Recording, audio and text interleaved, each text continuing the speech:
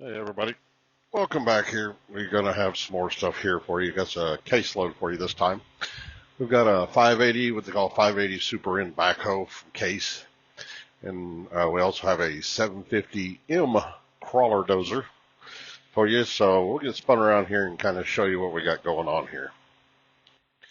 Okay, up here on the front here, we've got the rear bucket from the backhoe, and of course the way they put it, we've got two-inch straps going over it.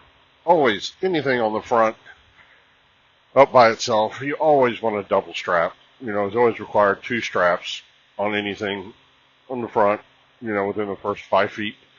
Like with these buckets here, just even to be on the safe side, you want to put two on it. This way, let them get them as much to the center as possible, or you tie down point, or it will slide one way or the other. But yeah, that's how we did. If you notice, I put a twist on each one. This close to the back of the truck, you probably don't have to worry about it. The wind won't get in. I twist them so the wind don't get in and start flipping them and flapping them in the wind. And of course, then we've got our 580 Super N case. No front bucket. I'm guessing they've shipped it separately. Even though it don't have a bucket on it, it still has that arm, and you still got to kind of tie it down best you can. And I found my way right here. Threw it up and over through there, up over the top and back down, since it's on the step. And for me, that was the best way to do it, easiest way to do it. And being that it's not Pennsylvania and I'm only going to Ohio, you don't have to chain everything. That's a good thing about it. And of course, I've got my front tie down right here. You can see it hooks up. Use your rubber bungee because this is on tires and it will bounce. That way that don't come unlatched. And you can tell since the strap is touching this chain, always put some kind of padding between. I just use an old strap, cut up into pieces, fold it, and I tie it on there. That way the strap's not rubbing against that chain. And here's the tie down point. Through here, I just do with one chain, run it through there, back out, and then throw the excess over to the other side. I don't like digging out a separate chain unless you got short chains. But my short chains are used up back there on the dozer, and I'll show you how I've got those on the back here. I usually always have a tendency of using my ratchets back here because there's a little more tire back here, a little more weight. And I just tell, like I said, we're wrapped here, hook up, run up through here, and then here's where it's tied down right here. We'll run it through there, and like I said, one chain.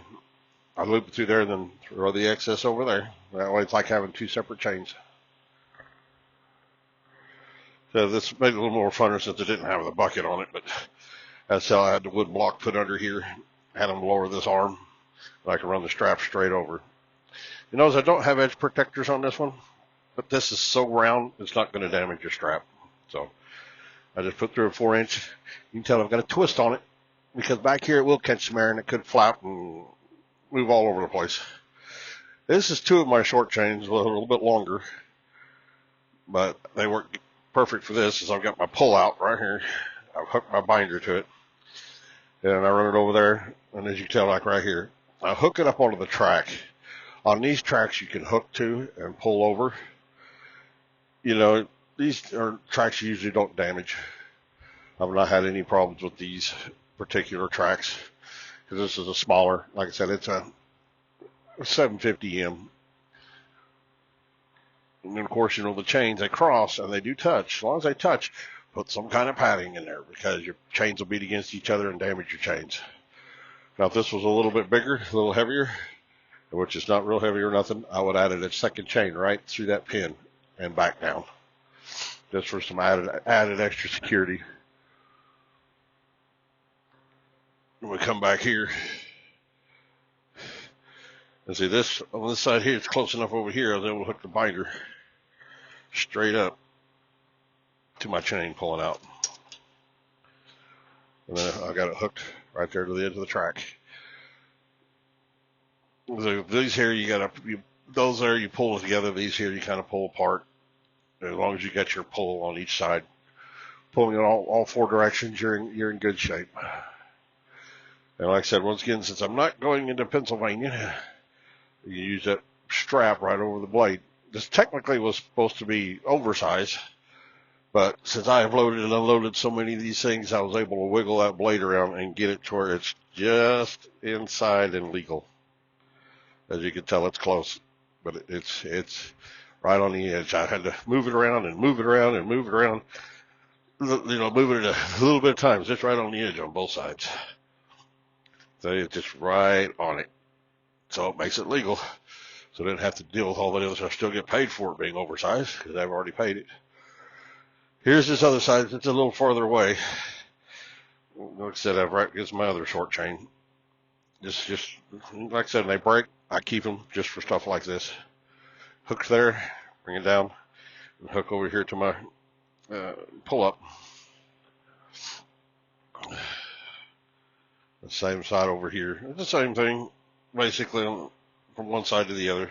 Hook through my pull out, run over to the track to the opposite side. It's either pulling together and they're pulling back, or those are pulling away and pulling forward. So it keeps them from moving.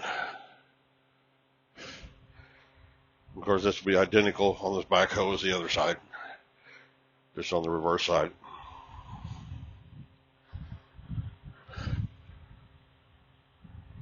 And then you just see all the same. And then, of course, I took a bungee cord and wrap it around there to keep that from flopping open.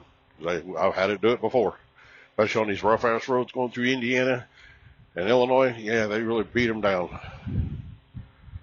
But, yep, as you can tell, it's two straps running from that side over here. In a handbag, it's not too difficult. It's actually fairly easy. Most of them are pretty tedious, the same, different models. The heavier they get, you might add an extra chain, but that's basically all of your dozers or backhoes pretty much mount the same way. So, but since they're a little bit different than the John Deere's, I go ahead and post on how I do them.